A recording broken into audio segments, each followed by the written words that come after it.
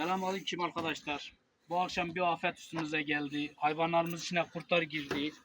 Bayağı zayiatımız var. Yaralımız çok. Hayvanlarımızı 30 tane arıyoruz, bulamıyoruz akşamda belli. Arkadaşlardan ricam arayıp da bulan arkadaşlarımız bize ulaşabilir.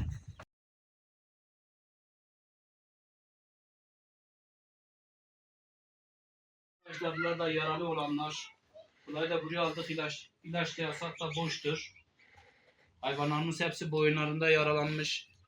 Yani kurt kıtlamış, hepsi yaralı. Hayvan eziyet çekiyorlar. Hepsi yaralıdır hayvanlarımız.